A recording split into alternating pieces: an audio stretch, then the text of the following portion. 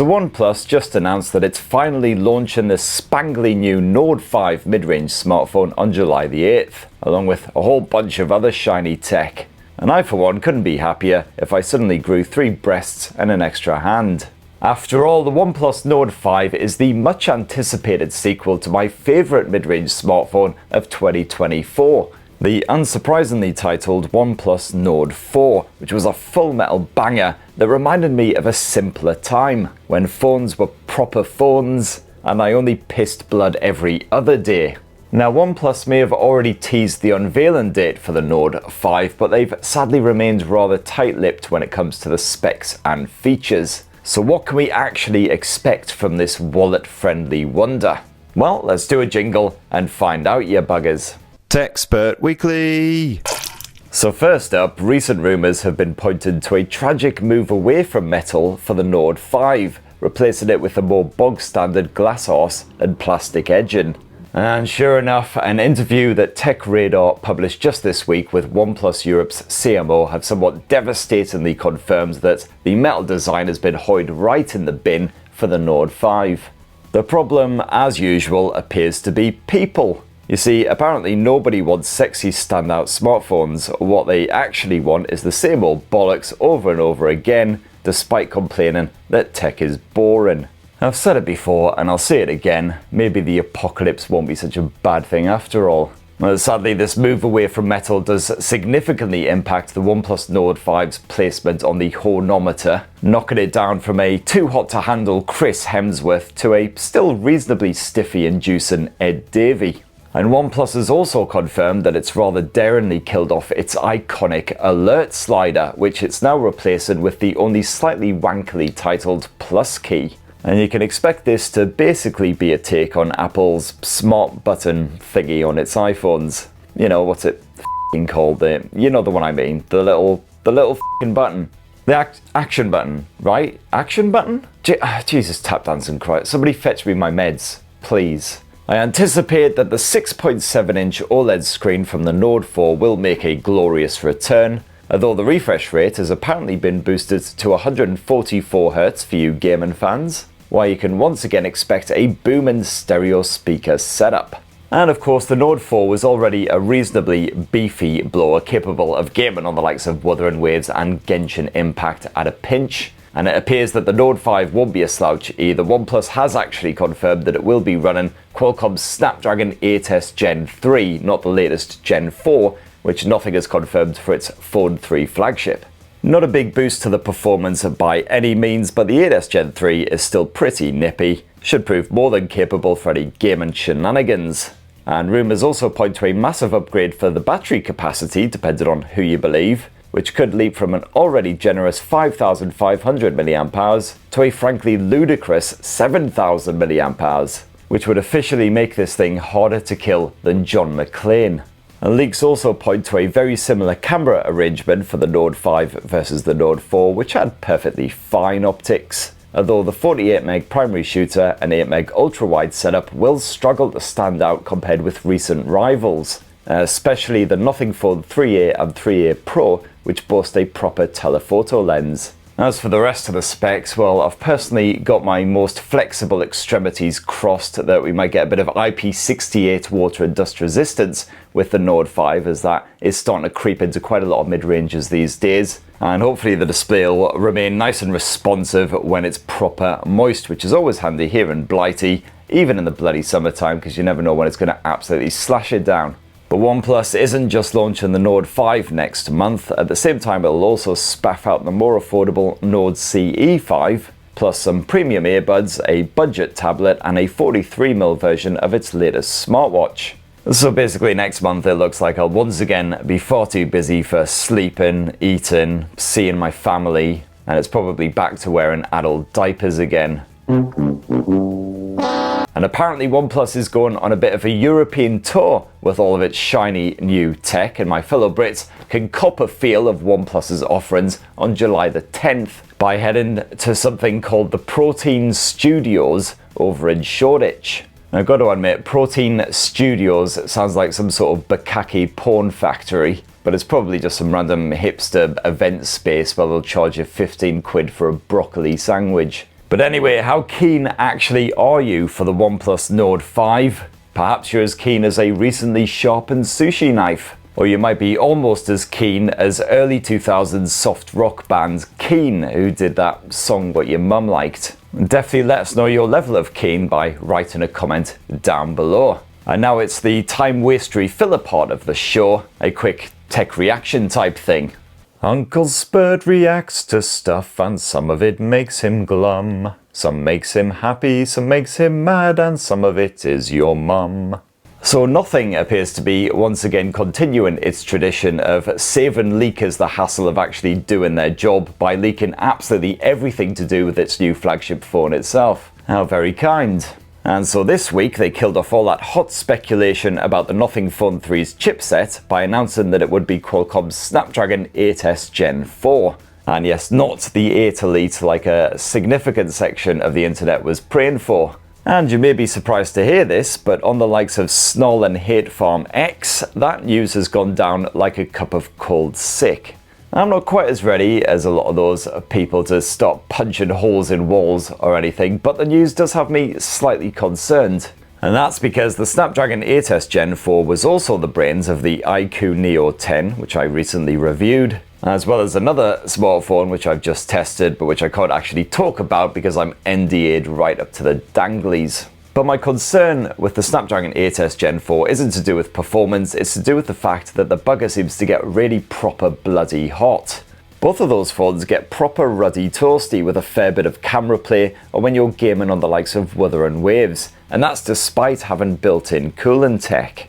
So here's hoping that Nothing has managed to work some kind of miracle to keep the Phone 3 nice and cool no matter what. Well, let's hope at the very least that they're giving away a free pair of oven mitts with every phone. I mean, if so, there'll probably be some rather stylish hipstery oven mitts, to be fair. The kind that Guy Fieri would probably pose with in a photo shoot or something. Although now, for some reason, I'm picturing Guy Fieri wearing oven mitts and nothing else. Oh god, I wish you could get bleach for your brain. No, wait, you can. And now it's time for the part of the show where I read out comments from the previous episode, apart from the ones that are just calling me a bald, talentless toss piece, or the ones that are from weird Russian bots, or the ones that basically sound like the tortured screams of a donkey with its head stuck down the toilet, which deftly eliminates about 99% of them. Fewer comments. That's no way for a young lady to behave! So let's kick off this week with John Lee 4897, who says it's time for Mr. Wanksock to have his own show. Oh, don't worry, I'm absolutely grooming him to take over from me when my liver cirrhosis leaves me bedridden. And also, I guess now is a perfect time to share with you all, I have actually been working on a top secret little project on the side. Got 4 little words for you. Mr. Wanksock, the movie. It's just a working title for now, admittedly, but I do have a few ideas scribbled on the back of a beer mat, and let me tell you, this thing is absolutely gonna blow your bollocks off. Or tits, if you're a lady, or appropriate bits, floppy or otherwise if you're non-binary. I did actually contact Disney about the possibility of financing this wee project, and their response was mostly threats of legal action rather than actual legal action, so I'm remaining cautiously optimistic. And Baz Anime says, so, were you late picking up the wee sprog, or did you get best dad status? I made it there by the hair of my taint, which I don't think that really qualifies me as best dad status. I think probably more not quite as as he usually is, dad status. And Gunman 3000 says, Uncle Spurt, I need your list of the best alcoholic beverages to treat a hangover. I mean, the classic is of course a Bloody Mary, but let's face it, they all basically work once you drink enough of them. The best strategy, of course, is to just never stop drinking, and then you never actually get to the hangover stage. Martin Stedman says, I don't think this helps. A bit vague there, Martin. I mean, that comment could basically refer to literally anything that was said or that happened in the previous episode. Some guy 32 says, all Apple had to do with the iPhone 16e was modernize the design, set it to $499, and preferably, at the very least, finally give the non-pros a higher refresh rate. That probably would have helped, for sure, but then that would have also meant less profits for Apple, so it's never going to happen, is it? Last week, of course, I was banging on about the best smartphones that will be hitting the UK over summertime, so we've got something to look forward to other than spontaneously combusting in this crazy heat wave. Personally, I think I'll just be staying indoors the entire time because my skin reacts to the sunlight about the same as Nosferatu's. We had a fair bit of love for Huawei in the comments. So for instance, Boombastic Move says, I'm looking forward to the Huawei Pura 80 Ultra global launch and a review. Feeling like those guys are doing things right a lot lately. And the last chimp says, really wish we had new Huawei's here in the UK. So yes, global launch of the Puras should be happening in July, and touch wood, your Uncle Spurt will be there, so stay tuned for more on that. Tatney111 says, so what would you say would be the best to replace my S23 Ultra? Foldable phones are starting to tickle my dangly bits, but I want a top-notch camera on the phone as well. Unfortunately, if you do want a foldable phone, you typically have to take a bit of a hit on that camera tech. It's never quite as good as some of the flagship style stuff, although apparently, hey, Samsung's new Galaxy Z Fold 7 will sport an ultra style camera, so it might be worth hanging on for that one. I don't know. Alessandro Balestrini says, I think you are secretly Rucka Ali because songs like Ginger collide too much with your beliefs. I don't know what any of that means. What is a Rucka Ali, dare I ask? Or dare I Google? Rucka Ali is an Israeli-American rapper, singer, radio personality, comedian, YouTuber, and parodist. That's a lot of f***ing jobs. He's released 8 independent studio albums. Bloody hell. A busy bloody lad. I'll give him a watch. GM Dev 8775 says, which video has a cameo from Johnny Vegas? None of them, sadly. This definitely isn't the kind of channel that attracts celebrity guest stars. Just restraining orders. I apologise in advance for hideously mispronouncing this. Arkanananwali38 says, where do you get those anime wallpapers? Please tell me if anyone knows. You know what, it's actually been a wee while since I've had to bust out this jingle. Wall.alphacoders.com, wall.alphacoders.com, that's where my wallpapers come from, wall.alphacoders.com. In Bud We Trust says, Macamix stolen the virtues of the big market, whatever next. And Demo5393 says, big market mentioned, see you in Cozy Joe's, bro. I mean, to be honest, the last time I was drinking down the big market, it was £2 for a quadruple vodka and possibly with a mixer thrown in as well. Guessing it's not quite as cheap these days, but always a quality night out is perfect if you just want to get absolutely mullered on a tenner and of course pull yourself a 48-year-old divorcee. The only downside of the big market is you might occasionally get glassed a bit, often by the ex-husband of the aforementioned divorcee. Energetic TK says, what's your take on under-display selfie cameras? Do you think we'll see more of those soon? Well, personally, I love them these days because they've evolved now to the point where you can't even tell that there's a camera lens hidden underneath there. It just looks completely natural. You've got a lovely, gorgeous, full view display, no selfie camera thing staring back at you. Of course, if you actually try and take a selfie with an under-display selfie camera, the results often look like you've just smeared a load of Vaseline all over the lens. You know, just kind of a hazy suggestion of a face, which for me is a massive bonus, but I understand that some people who haven't been abusing alcohol for the best part of 3 decades might actually want to take a good-looking selfie. So for that reason, I can't see them going mainstream anytime soon. Next up, Big the Cat 100 says, I actually wouldn't mind a phone in Bacardi Breezer Orange. And Jezzy says, a green one they could call Creme de Menthe or Absinthe. They see Motorola would be perfect for this because they love spaffing out phones with bright, bold colours, and they also love giving them a little spritz of perfume in the box for some reason. So what they should be doing is a range of phones that looks and smells just like popular UK high street cocktails. So you could have a Sex on the Beach, for instance, that's a lovely bright orangey hue and smells like peach schnapps and regret. Jed Bullet says, well done on getting back in the Premier League, mate. That's 6 points in the bag for us Geordies. Probably not like.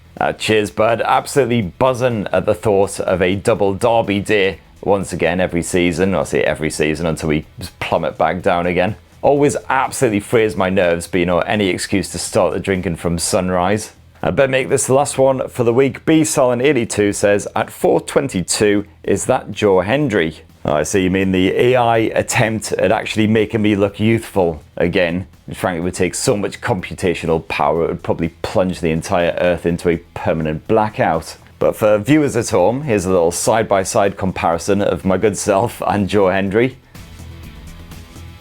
Yeah, maybe if Joe Hendry decided to swap the gym days for a Netflix marathon with pork scratchings and pints of wine. Anyway, massive thank you to everyone who commented last week. Please do smash your comments down below and we'll try and get through as many of those as possible next week. And speaking of next week, what the f is next week?